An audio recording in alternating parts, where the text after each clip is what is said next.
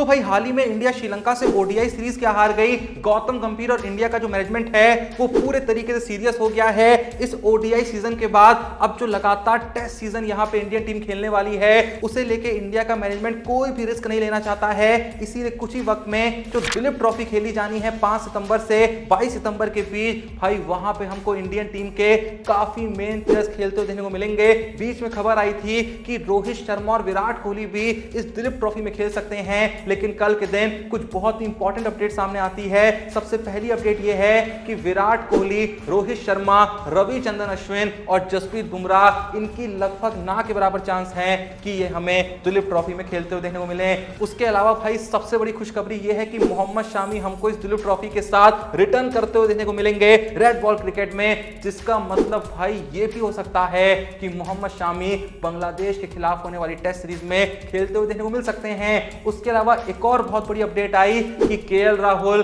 ऋषभ पंत, शुभमन गिल, सूर्य कुमार यादव, यशस्वी जायसवाल, सरफराज खान, रविंद्र जडेजा, ऋषभ पंत, अक्षर पटेल, कुलदीप यादव और रजत पाटीदार भी हमको इस दिलीप ट्रॉफी में खेलते हुए देखने को मिलेंगे। इसका मतलब भाई अभी तक हम इतने साल से जो दिलीप ट्रॉफी को देखते भी नहीं थे, उस दिलीप ट्रॉफी को भी देखना पड़ेगा, क्योंकि भाई लगभग सभी मेन प्लेयर्स खेल रहे हैं। गलती से अगर रोहित शर्मा और विराट कोहली खेल रहे होते तब तो भाई 100% देखना पड़ता, लेकिन यार केएल राहुल खेल रहे हैं, पंत खेल रहे हैं, गिल खेल रहे हैं, सूर्या खेल रहे हैं, जायसवाल, सरफराज, जडेजा, पंत, अक्षर पटेल, कुलदीप यादव और रजत पाटीदार खेल रहे हैं, तो इनके लिए भी तो देख सकते हैं ना। वैसे जहां मैंने आपको यह बताया कि विराट कोहली, रोहित शर्मा और अश्विन के साथ साथ बुमराह भी इस दिलीप ट्रॉफी में हिस्सा नहीं लेंगे, तो भाई मैं ये भी बता दूं कि जसप्रीत बुमराह जो हैं वो बांग्लादेश के खिलाफ होने वाली टेस्ट सीरीज में भी आपको खेलते हुए देखने को नहीं मिलेंगे, उससे भी वो रेस्ट लेने वाले हैं। और भाई मैं तो कह रहा हूं रेस्ट दे दो, बांग्लादेश के खिलाफ क्या ही खिलाना।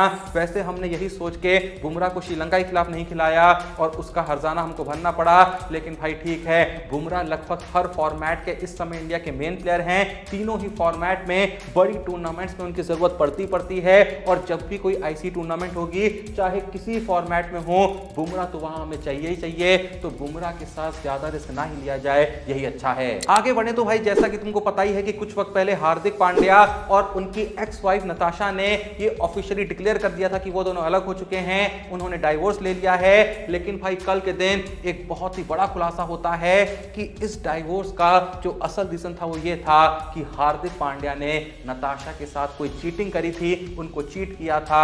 और भाई ये भी पता चलता है कि यहाँ पे कुछ इमोशनल एब्यूज का भी चक्कर था। देखो ऑफिशियली कुछ भी किसी ने नहीं कहा है, लेकिन भाई कल के दिन कुछ ऐसी पोस्ट थी जिनको नताशा ने लाइक करा और इन पोस्ट में जो बातें हो रही थी वो चीटिंग को लेके हो रही थी, इमोशनल एब्यूज को लेके हो रही थी, टॉक्सिक रिलेशंस को लेके हो रही थी, जिसे देख के लोगों का मानना है कि नताशा अगर इन तरीके की पोस्ट को लगातार लाइक कर रही हैं, इसका मतलब ये तो नहीं कि डाइवोर्स के पीछे का रीजन कुछ ऐसा ही था।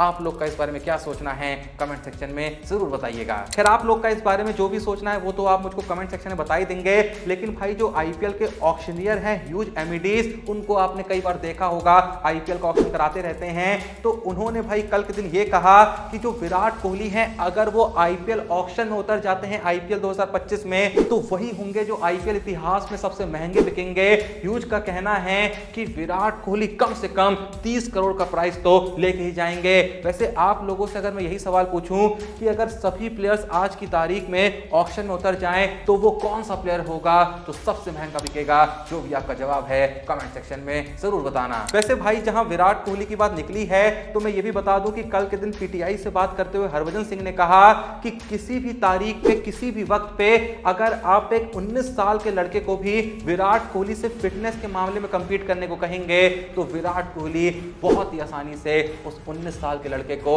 हरा देंगे। भले ही विराट कोहली इस समय 35 साल के हैं, लेकिन उसके बावजूद भी आज की तारीख में एक 19 साल का लड़का भी विराट कोहली के सामने फिटनेस के मामले में नहीं टिक पाएगा। अरे फिटनेस के मामले में क्या भाई, किसी भी मामले में, क्रिकेट के किसी भी मामले में आप विराट कोहली के सामने किसी भी उम्र के लड़के को रख दीजिए, वो भाई नहीं टिक पाएगा। वैसे मैं यहाँ पे ये भी बता दूं कि इसी इंटरव्यू में हरभजन सिंह ने रोहित शर्मा के ऊपर टिप्पणी करते हुए कहा कि रोहित शर्मा अभी आराम से 2 साल और तो खेल ही सकते हैं। वैसे भाई हम तो चाहते हैं कि रोहित शर्मा सिर्फ 2 साल नहीं बल्कि 3 साल खेलें, क्योंकि भाई जो अगला ओडीआई वर्ल्ड कप है वो 3 साल में आना है। 1 साल बाद चैंपियंस ट्रॉफी हो जाएगी, उसके बाद ऐसा कुछ भी खास नहीं होना है, जो होना है सीधे 3 साल बाद होना है तो रोहित भाई देखो अगर खेल रहे हो ना तो कम से कम 3 साल तो खेल के जाना। वैसे हरभजन सिंह का मानना है कि विराट कोहली तो आराम से 5 साल और खेल सकते हैं, जिस तरीके की उनकी फिटनेस है, बाकी उन पर डिपेंड करता है कि वो कब तक खेलना चाहते हैं। वैसे आपके हिसाब से आपको क्या लगता है, रोहित शर्मा और विराट कोहली क्या सच में ये दोनों ही हमें अगले ओडीआई वर्ल्ड कप में खेलते हुए देखने को मिलेंगे? जो भी आपका जवाब है कमेंट सेक्शन में जरूर बताना। एंड भाई यार सबसे इंपॉर्टेंट सवाल जो मैंने पूछा कि आज की तारीख में अगर सभी प्लेयर्स ऑक्शन में उतर जाएं तो वो कौन सा प्लेयर होगा जो आईपीएल इतिहास का सबसे महंगा प्लेयर बनेगा ऑक्शन में बिकने वाला? जो भी आपका जवाब है कमेंट सेक्शन में बताइए। देखें तो आखिर सबसे ज्यादा यहाँ पे किस प्लेयर का नाम लिखा जाता है, तो जल्दी जाइए कमेंट सेक्शन में बता दीजिए। वीडियो को लाइक करिए, चैनल को सब्सक्राइब करिए। मिलते हैं नेक्स्ट वीडियो में, तब तक के लिए जय हिंद, धन्यवाद।